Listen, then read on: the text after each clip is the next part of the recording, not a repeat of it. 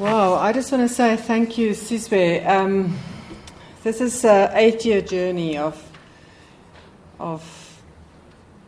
hard work and many challenges along the way. And I think if anybody said to me 8 years ago, Sizwe Nkazana is going to stand at the front of the room and he's going to say those words, maybe it would have been an easier journey because we would have, known that one day that's going to happen. So recently I spent some time in the UK and I met a guy who has done a lot of research around the value of business in education.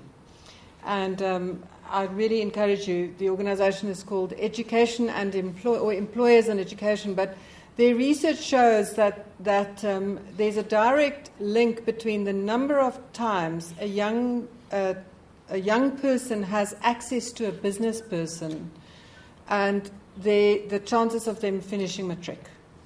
Every single time when the people in Snooky's school have access to Mahmoud and the other engineers, the chances of finishing matric go up. Every single time. So why would we not be in the schools, and why would we not, if this is our future and we have a chance to influence that. So I'm here today to do something very different from what we normally do, because desperate times calls for desperate measures. So you've seen our story, 858 schools. Actually, this is slightly out of date. This still says 850 schools, 850 business leaders. I just want to say to you that I regularly get calls from people to say, I don't know what you did with him or her, one of these business, but they're nicer people because of working with principals. And I've heard many business leaders say to me, I've learned through this program how to hug my 18-year-old son, or I've learned how to be present to my 6-year-old daughter. Guys, that's an amazing shift. So 680,000 learners, last count, has been influenced by this program. So can I just get this is a question. I do want audience participation here. Are we in agreement that this work is worth supporting? Yes. Thank you. So that's the scale, the impact story. When I show this picture in New York a few weeks ago, people were literally falling off their chairs. I go, well, we all talk about scale, but you're doing it. So this scale has come, unfortunately, at a cost. So when you see the scale story, you think you know the whole story. And my job today is to help you realize that that's not the whole story. So many of you have seen the story that you have to look as if everything's fine, but underneath the waterline you're killing yourself and you kind of, going like a paddle like hell underwater. That's the story here. When we kind of hit a crossroads recently, we were getting lots of advice, as you can imagine. There are lots of people who say, whatever you do, Louise, don't show weakness. Look as if you're at the top of the world, because people respond, and many people say, people want to back a winning horse. Be a winning horse. So that's one set of advice. Then there's another part, because what's difficult here for us is that a core idea underpinning PFP is the idea of vulnerability and authenticity. And we are a very firm believer in Brené Brown's work that says vulnerability is the birthplace of innovation, creativity, and change. So today I'm here with some vulnerability. And I also come with an assumption. I come with an assumption that every person who said yes to this invitation tonight are people who want to make a contribution. So is there anybody in the room who doesn't actually care about this country and doesn't want to be a contribution? Because my assumption is you're all in this. You all have put your hand up. You want to be part of the solution. So tonight we're here to tell you that we need your contribution. And many years ago, I went to see Edward Kieswetter, who unfortunately couldn't be here tonight. He was going to be here. But I went to see Edward Kieswetter around. I went to sell him a Partner for Possibility partnership. And Edward says to me, Louise, you have a product problem. I was very taken aback. I didn't like that feedback. He says, you're trying to sell me something that I cannot buy. I cannot buy 150 hours and time. I'm the CEO at that time. He was CEO of Alexander Forbes. I cannot do this thing. Give me something that I can say yes to. So tonight I'm here with a deep yearning to find something that everybody in this room can say yes to. Not everybody can say yes to be a partner. We get that. But maybe there is something that everybody can say yes to. So we need your contribution. And if I have a stance that says we're on the top of the world and everything's fine, there's no space for you to play a role. So tonight we're here to say we need you. Because vulnerability is not about fear and grief and disappointment. It's the birthplace of everything we are hungry for as human beings. And yet even putting that slide up still feels very uncomfortable, because I know there are many people who don't want vulnerability. They want strong leaders who know the way and show the way and give direction. It's not me. So I've recently been very alert to the fact that I need to pay attention. I need to listen to what the universe is telling me. So when Michael Jordan tweeted something recently, now many of you will know Michael Jordan, Sizwe knows him well. Michael was the head of FNB. He's a bit of a maverick. He's ex-banker, now entrepreneur. So recently he tweeted this story. He says, the story of every successful startup. It's kind of, we start with a very excited, and then as life goes by, it's flippin' hard. So the fact that Michael tweeted that picture to me said maybe we can all be a bit vulnerable, because clearly life's not so easy. That Rhyn thing and all the other things that he's doing. Maybe it's not as easy as he thought it was going to be. So, and then we thought, well, we have made some mistakes on our journey. Dr. Rupert said, I am going to go for tobacco and alcohol because those two industries are recession-proof.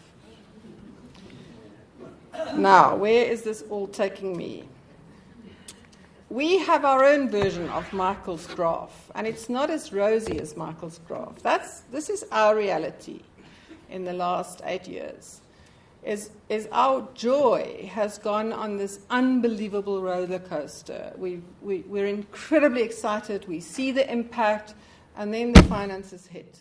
And then we don't have money to pay the salaries. And then there's something else that happens, and we go on to a big high, and and then another finances, So we've been on this roller coaster, and recently we've kind of seen ourselves here. So we got the WISE Award. We were on top of the world, and then recession hit. So we've realized that PFP is not recession-proof. Because the first thing that companies in this room do when the recession hits, what do? They cut leadership development and CSI. And our program is designed as an earned income model. We don't get philanthropic funding. We sell leadership development programs to FNB and ABSA and Old Mutual and everybody. And then when the recession hits, they say, nah. And then we're in shit street, actually. But let's not kind of say too much about it. So what do we need? We need a few things. We need more people and organizations to say yes to PFP. We need more people to know about PFP. Over the last few weeks, many of you will have seen this, I have sent out 7,000 LinkedIn messages to say to people, have a look at this website. Now, do I have time to do 7,000? No. But did I do it? Yes, because we're desperate. And you know what we find is 80% of the people who receive those links didn't know about PFP. So my request to you is to go and tell one person, to post one tweet, to send one LinkedIn message, to post our video, to help us get the message out that this is something that corporate South Africa can do. We need more business leaders to say yes to PFP. So in the room earlier, I met some people from ABSA. ABSA, we need you. We desperately need you. So, and there are many others in the room who we would like to have more. And then we need, so the product problem. So yes, we need business leaders who are willing to say yes to PFP, but we also need people who can bring HR and financial management and IT and project management and change management skills, because the reality is the schools that function well, those 5,000 schools, have people who bring HR and IT and finance and On the school governing body of Parktown Girls High, there are 3, I'm making this up, but, lots of accountants, lots of HR people, lots of people who can bring... In most of the schools that we work on, the school governing body, we have an unemployed mother and a security guard and a cleaner. And then we're expecting that same principal who has never had any finance for non-financial managers training, never, to do the budget and the HR and the security and deal with the unemployed mother, the kids who get pregnant, and deal with the bullets that are flying. And it's not possible. And yet in corporate South Africa, in FirstRand and FNB and Old Mutual, there are hundreds of, if not thousands of people who can help. We need you to help, because why? Our future is at stake. And if we don't fix this education crisis, if we don't deal with the fact that 78% of our grade 4s in this country cannot read for meaning in any language, you cannot finish matric if you can't read for meaning in grade 4, then this country will burn, because those kids are angry. They've spent 12 years in school and we will not give them a job. And why? Because the adults in those schools have not been equipped with the skills to lead those schools. So better we start to do something about it. So for those of us who've decided to stay in this country, I've come back to this country, I've decided to stay, we have to figure this out. So this is where I would typically stop my talk, because we don't want to talk about the difficult stuff. And then, my dear friend, listening to the universe, my dear friend Justin Foxton, just 2 weeks ago, wrote this article about, he says, NGOs need money. You know that difficult, hard thing that we don't want to talk about? He says, you all want to give us, he runs a number of baby houses, and everybody wants to give him in kind, nappies and wipes. He says, but you know what, I also have people to pay salaries.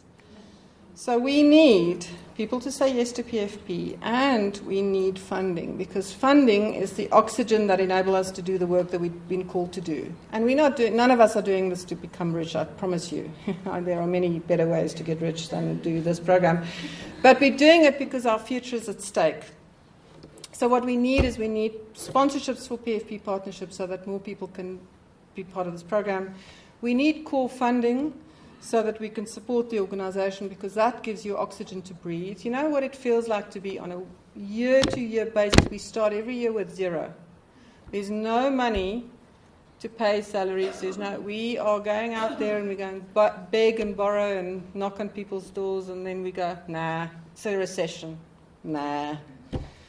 So we are asking you in this room to consider giving us a monthly contribution of some amount. 100 Rand a month will make a massive difference to us.